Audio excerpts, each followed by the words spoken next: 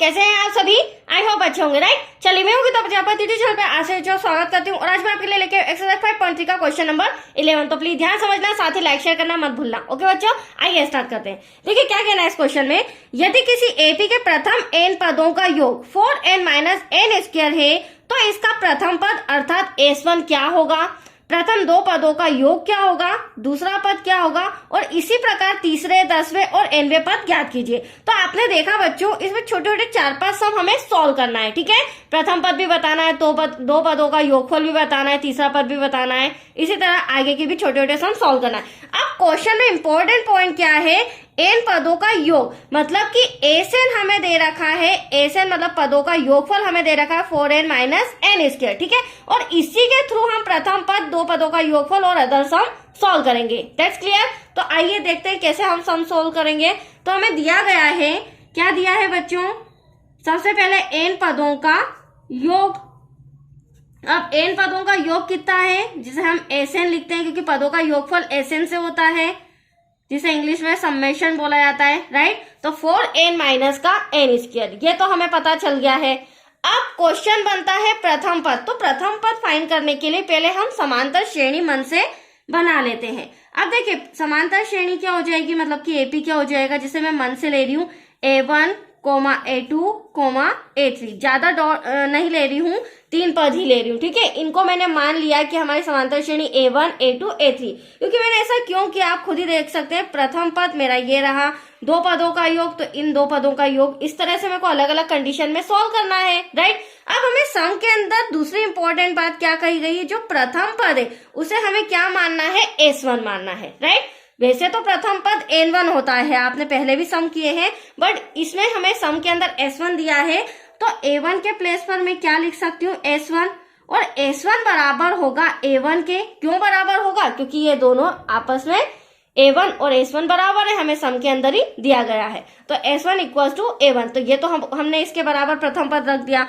अब दूसरा हमें सम के अंदर दिया गया प्रथम दो पदों का योग, तो प्रथम दो पद मतलब कि a1 प्लस a2। अब इसे भी मैं s2 के अकॉर्डिंग लिख सकती हूँ, जैसा कि a1 प्रथम पद और द्वितीय पद, दो पदों का योग, जिसे मैंने क्या मान लिया, s2 मान लिया, राइट। अब ये दो कंडीशन इंपॉर्टेंट थी, यहाँ मैंने क्लियरली समझा दिया। अब मैं प्रथम पद फाइंड कर रही हूँ और प्रथम पद फाइंड करने के लिए हमें पदों का योगफल लेना रहेगा। ठीक है, तो sn इक्वल टू, पहले हम इंस्ट्रक्शन में लिखेंगे हमें क्या ज्ञात करना है, प्रथम पद जो कि हमारा a1 है। ठीक है, इसके लिए मैं ले रही हूँ पदों का योगफल।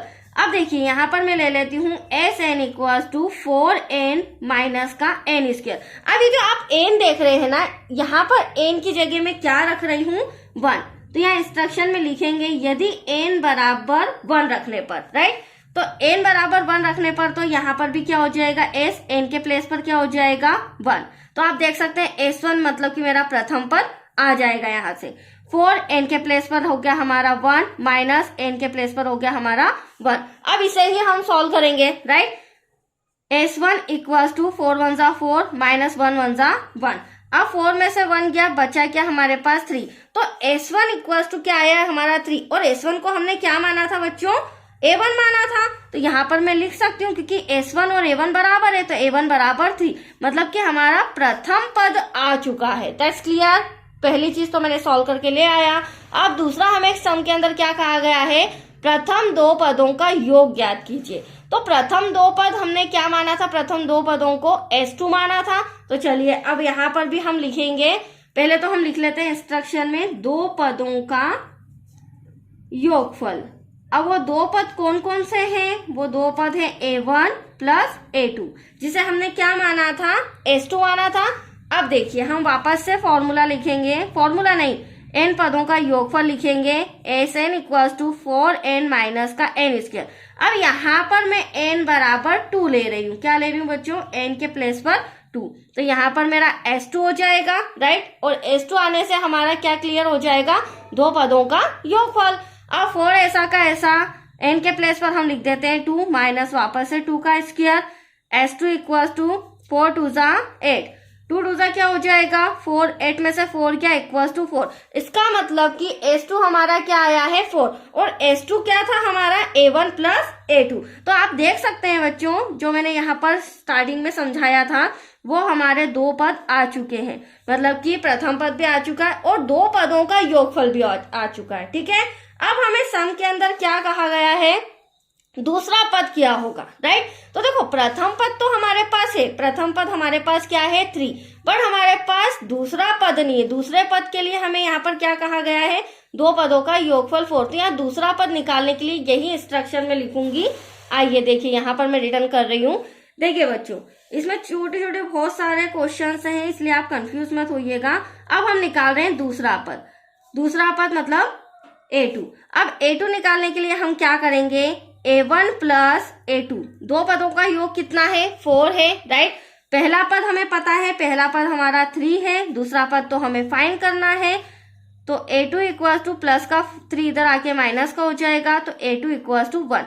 अब ये हमारा आ गया दूसरा पद, प्रथम पद भी आ चुका है, दूसरा पद भी आ चुका है। अब हमें क्वेश्चन में कहा गया है दूसरा पद क्या है, इसी प्रकार तीसरा, मतलब कि तीसरा पद, 10वां और nवां पद। तो अब हमें तीसरा पद फाइंड करना है। तो देखिए तीसरा पद कैसे फाइंड करेंगे। अब हमारी समांतर श्रेणी में बच्चों प्रथम पद जो कि A1 इक्वल टू कितना दे रखा है 3, जो कि अभी हमने फाइंड किया, दूसरा पद हमें 1 मिला है। ठीक है, अब हमें तीसरा पद फाइंड करना है। तो तीसरे पद के लिए हम क्या करेंगे, तीसरे पद के लिए हमें D चाहिएगा। क्यों, क्योंकि जब तक हमारे पास इन दोनों के बीच का डिफरेंस नहीं मिलेगा तब तक हम तीसरा पद नहीं फाइंड कर सकते। तो A2 माइनस A1, तो यहाँ सार्वा अंतर हमारा क्या हो जाएगा, A2 1 हो जाएगा बच्चों, माइनस का 3। इसमें से 3 में से 2 गया, बचा माइनस का 2, क्योंकि बड़ी संख्या माइनस की है। तो एटलीस्ट D जो कि सार्वांतर कितना आया हमारा -2। अब हम तीसरा पद इजीली निकाल सकते हैं। तो देखो तीसरा पद निकालने के लिए क्या करेंगे, A3 तीसरा पद इक्वल्स टू A प्रथम पद, और जो भी पद हमें निकालना है उसमें से एक डिजिट माइनस करके D से मल्टीप्लाई कर देंगे, तो यहाँ पर 2D हो जाएगा।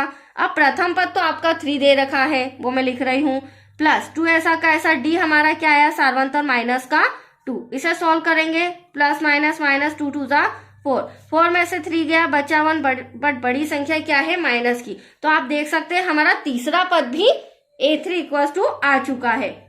अब तीसरा पद आ गया। अब हमें 10वां पद कहा गया है सम के अंदर, तो अब यहाँ पर हम 10वां पद फाइंड करेंगे। 10वां पद वो भी इजीली निकल जाएगा, कुछ भी नहीं है सम में।